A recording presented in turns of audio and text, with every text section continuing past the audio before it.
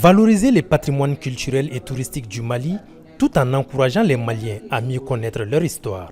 C'est l'ambition affichée par les organisateurs de cette 4e édition de Bamako City Tour, qui devient de plus en plus un rendez-vous incontournable dans le tourisme national. L'objectif principal, c'est de contribuer à accroître la fréquentation des sites touristiques du Mali par les résidents nationaux.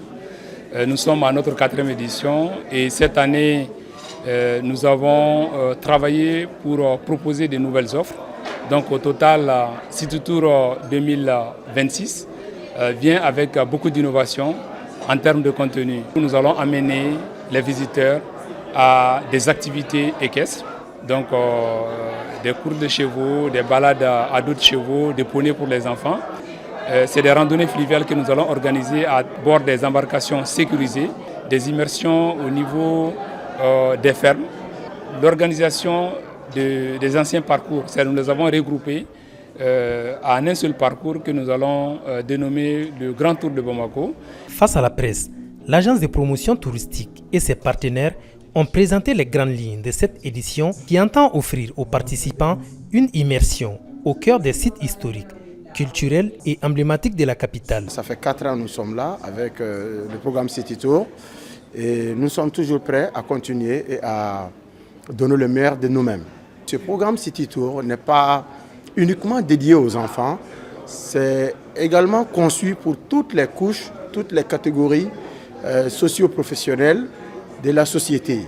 À travers Bamako City Tour, les visiteurs auront l'occasion de parcourir plusieurs sites touristiques de la capitale, mais aussi d'autres parties du pays, de mieux comprendre leur histoire et leur importance dans l'identité culturelle nationale.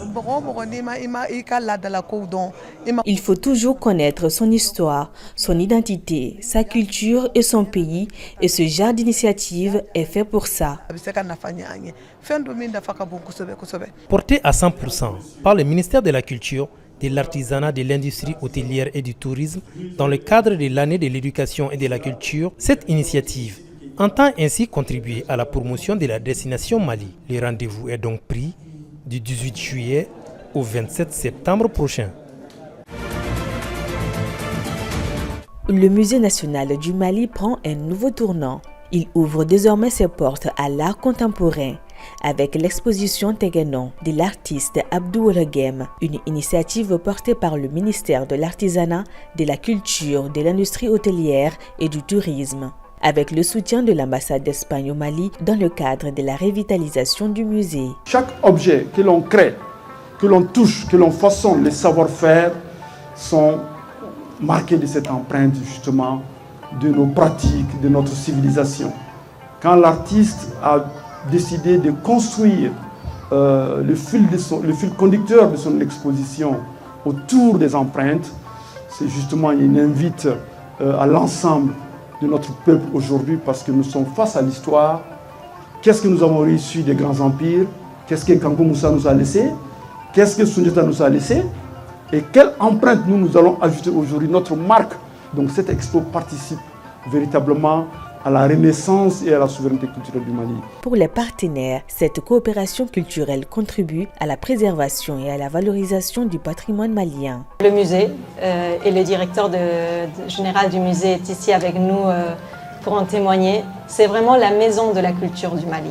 Et si on veut parler de la culture du Mali, on doit avoir ces espaces où on peut se rassembler, où on peut parler de la culture, on peut la vivre. Donc on est vraiment très content de pouvoir accompagner en tant qu'admirateur de la culture malienne et respectueux partenaire.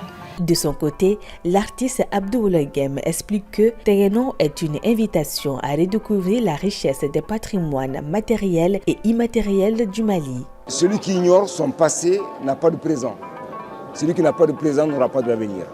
Et nous, on a la chance d'être l'un des pays, même un empire. On dit que l'empire mandingue, 24 royaumes. On était grand. 3 ans de marche pour la traverser. Donc, et notre histoire, elle est enterrée sous nos pieds. Les archéologues doivent se mettre au travail. Il est temps pour nous d'écrire notre histoire. Empreinte, pourquoi? Pour que les gens sachent que dans le passé, on a travaillé l'or, on a travaillé le cuir, on a travaillé le fer, on a travaillé l'argile, qu'est-ce que nos ancêtres n'ont pas fait comme travail? À travers cette exposition, le Musée national du Mali affirme sa volonté de se réinventer en offrant au public un espace d'immersion entre histoire, création artistique et identité culturelle.